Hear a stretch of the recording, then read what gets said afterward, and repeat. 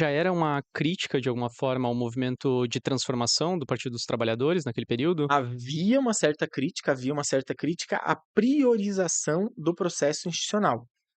Não quer dizer, e a gente vai daí 30 anos depois verificar, que que esse processo havia superado a estratégia dominante do período. Eu acho que é algo que nós, como setores militantes progressistas, inclusive do ponto de vista acadêmico também, de pesquisa, entender. Porque a crítica à via institucional nem sempre pressupõe uma outra estratégia. Então, a meu ver, eu acho que isso é um bom ponto de partida, o petismo, e aí isso incorpora boa parte do movimento sindical cutista também, ele tem uma leitura da realidade brasileira, uma leitura do desenvolvimento no capitalismo no Brasil, que coloca a possibilidade de haver um desenvolvimento do capitalismo e que esse desenvolvimento traria uma redistribuição dessa produção e dessa produtividade entre os setores operários, dos setores da classe trabalhadora. Uma parte desses movimentos mais críticos viam uma chave de leitura distinta dessa leitura da realidade brasileira. Tanto que boa parte dos primeiros cursos que o movimento da consulta popular fez chamavam-se cursos sobre realidade brasileira. Uma série deles, inclusive recentemente, continuam existindo, cursos sobre a realidade brasileira, onde se estudavam autores que depois ficaram muito caros a mim, inclusive, Caio Prado Júnior, o Darcy Ribeiro, e o Florestan Fernandes, associado ao Celso Furtado. Como vocês percebem, inclusive, são matizes diferentes da abordagem teórica da realidade brasileira que podiam se desdobrar em teorias distintas e em estratégias políticas distintas. Essas leituras levaram a uma crítica à estratégia parlamentar, mas, a meu ver, não levaram a uma superação da estratégia que a gente chama democrático-popular. Hum. Ou seja, ainda associado ao petismo e ao cutismo, tinha uma leitura de quem era o sujeito da transformação social no Brasil e de quais eram as principais contradições e principalmente do sentido. Parte desses autores falam, a partir do Caio Prado, qual é o sentido do desenvolvimento no capitalismo no Brasil. Então, o Caio Prado fala que o Brasil nunca completou-se enquanto nação. Então, o sentido da formação capitalista brasileira teria sido interrompida. Outros autores, e aí o que eu me abracei com um certo carinho, mas ao mesmo tempo por ter uma compreensão que a teoria que ele produzia estava mais próxima à realidade brasileira, é o Florestan Fernandes. Então, o Florestan vai elaborar sobre a teoria da revolução no Brasil a partir de uma interpretação do caminho que o capitalismo no Brasil teve. E ele diverge do Caio Prado, ele diverge do Celso Furtado, e ele vai, inclusive, não se associar a nenhuma organização política, a nenhum partido. Caio Prado, Celso Furtado tem boa parte das instituições, escolas de pesquisa, no caso do Celso Furtado, e o próprio partidão, no caso do Caio Prado, é uma inserção organizativa. E o Florestan, desde dos anos 60, quando tem toda a questão do golpe militar, ele não se associa a nenhuma organização no Florestan maduro.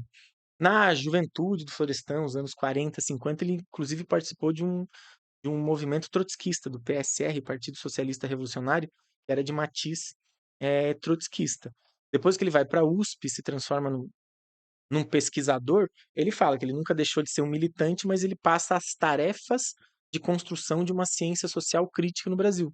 Vai ser conhecida depois como uma sociologia crítica e militante.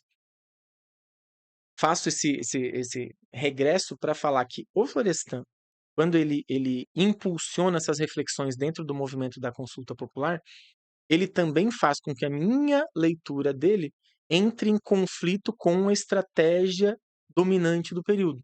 A estratégia dominante do período, e quando eu falo período, pós retomada e reabertura democrática. A gente pode dividir a história do Brasil recente em vários momentos do desenvolvimento capitalista. Então, antes dos anos 30, uma certa cultura agrária exportadora, a partir dos anos 30, a substituição de importações, então a tentativa de incorporação de relações do capitalismo mais desenvolvido no Brasil, que vai até meados dos anos 40, 50, com uma retomada fortíssima, né, dos 50 anos em 5, do JK e interrompida pelo golpe militar, né? A gente falar ali o final do JK e aí a intervenção do Jânio Quadros, a transição para o João Goulart, que teve uma certa ascensão do movimento de massas, um certo desenvolvimento do capitalismo brasileiro em termos da economia política do capitalismo, e esse desenvolvimento dá a várias organizações políticas a impressão de que aquele capitalismo em desenvolvimento resolveria parte das contradições, da desigualdade, da pobreza, da falta de educação, da carência na área de saúde, da carência de desenvolvimento. E a chave de leitura que parte dessas organizações tinha era a elaboração da própria CEPAL, Comissão Econômica do Desenvolvimento da América Latina, a qual o Celso Furtado era bastante próximo, né? Tanto que vai virar um dos principais elaboradores dessa compreensão. A partir disso, parece que se o Brasil desenvolvesse, ele resolveria parte de suas mazelas. O Florestan vai falar que o Brasil tem vários dilemas, né? Vários dilemas sociais, dilema educacional, o dilema do desenvolvimento. Só que essas teorias, a meu ver, elaboravam uma estratégia do desenvolvimentismo. Então, o desenvolvimento capitalista resolveria isso em toda a América Latina. Me parece que a ditadura em 64 ela interrompe essa compreensão, mas não porque estava se aproximando de uma transição para outro modo de produção. A acusação que a ditadura faz às suas várias organizações que o Brasil estava caminhando para uma república sindicalista, para o comunismo, para o socialismo. A meu ver, isso não cola, não é verdadeiro. O que a gente teria, talvez, era um capitalismo um pouquinho melhorado, mas o termo que me parece mais adequado é um capitalismo associado, associado às grandes cadeias de produção e reprodução do capital internacional. Só que a ditadura vem para impedir que parte da movimentação no conjunto da América Latina crítica ao capitalismo se adensasse no país. A gente tem que lembrar, 59, a Revolução Cubana, vários movimentos guerrilheiros, contestatórios em toda a América Latina, e no Brasil você tinha movimentos sociais, as ligas camponesas no campo, vários movimentos sindical se movimentando e fazendo greves, que é interrompida pela ditadura. Golpe empresarial militar, né, em 64. E isso interrompe essa estratégia que o PCB havia elaborado no final dos anos 30, que era de uma certa associação com a burguesia nacional. A formulação principal do PCB à época, que é hegemônica entre os anos 30, final dos anos 20 até 64, é de que a associação com a burguesia nacional nos levaria a um bloco de poder que fosse capaz de derrotar o agrarismo e vamos chamar assim, incapacidade da burguesia brasileira desenvolver o capitalismo próprio. Teria que ter essa unidade entre trabalhadores e burguesia nacional, que era uma leitura derivada da Terceira Internacional stalinista de uma perspectiva da União Soviética, de frentes amplas. Só que a ditadura interrompe essa estratégia, ela liquida essa estratégia fisicamente, com o assassinato, a perseguição e a prisão das principais lideranças. O que isso abre? Uma crise dentro do movimento progressista de transformação, de que se não é por esse caminho, qual é? Então, os vários rachas do PCB, o próprio Marighella, né, que está sendo retomado recentemente, que ele fala o seguinte: é preciso não ter associação com essa burguesia nacional, mas trilhar um caminho próprio.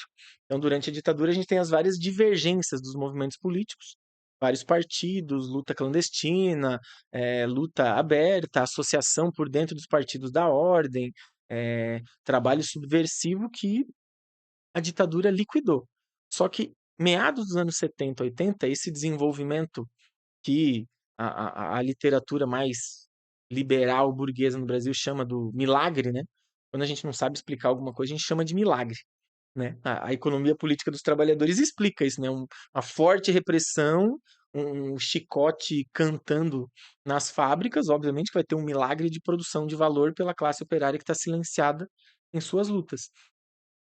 Essa produção de mais capitalismo no Brasil produziu um sujeito histórico que é um proletariado jovem, saído do campo, que foi arrancado do campo por essa industrialização, que criou novas contradições, que criou um novo caldo organizativo que vai ser a matriz do sujeito que o petismo, nos anos 80, né, principalmente em 1980, vai criar, e onde as oposições sindicais que disputavam com os pelegos, né, quando a gente fala os pelegos, eram os dirigentes sindicais indicados pela ditadura, os interventores. Então, esses interventores precisavam ser tirados pelo movimento operário eh, recente. E aí a gente tem uma série desses dirigentes, entre eles o mais proeminente até hoje, que é o Luiz Inácio, conhecido como Lula, que vem dessa trajetória de um operário, um proletariado recente na região do ABC, e vai formular uma nova estratégia com essa chave de leitura pós-ditadura. Ah, não pode ser pela via guerrilheira, olhem as derrotas que teve, não pode ser por uma via simplesmente de luta sindical, mas nós precisamos aliar uma luta sindical de massas com uma luta institucional partidária.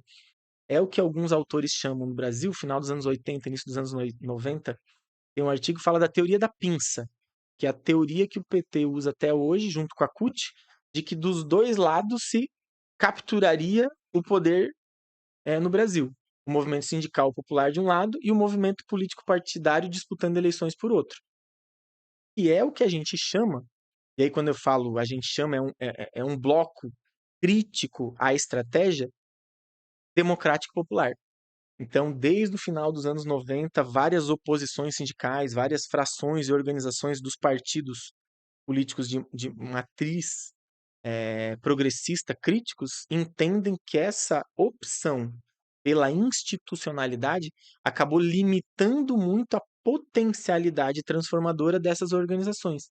Então, a teoria da pinça é usada pela ação da CUT do PT, hoje é muito mais ampla, né? Vários outros movimentos não cutistas, a gente tem uma série de outras centrais sindicais que funcionam de acordo com essa estratégia hegemônica, ou seja, uma estratégia que visa dialogar com setores burgueses, sejam de dentro do país, sejam internacionais, com o movimento social. O que eu posso chamar aqui é uma estratégia reformista, uma estratégia democrática burguesa, uma estratégia, alguns chamam uma esquerda liberal.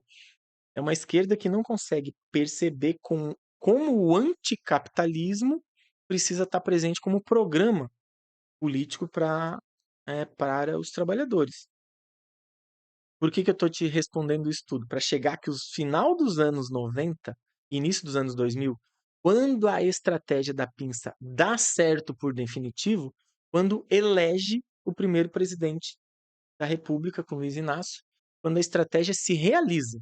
Esse agrupamento de militantes de várias organizações políticas que vão formulando essa crítica do final dos anos 90 e início dos anos 2000, dentro do 13 de maio, a gente consegue um agrupamento, que daí falo por onde eu estava caminhando, a gente consegue perceber que aquele movimento da consulta popular que eu falava antes, ele não critica a estratégia, ele critica uma parte da estratégia, ou seja, a prioridade da luta institucional, mas ela não consegue se descolar da outra parte da pinça, ou seja, que o movimento popular continua precisando ser um apoio para alguém que está atuando na via institucional.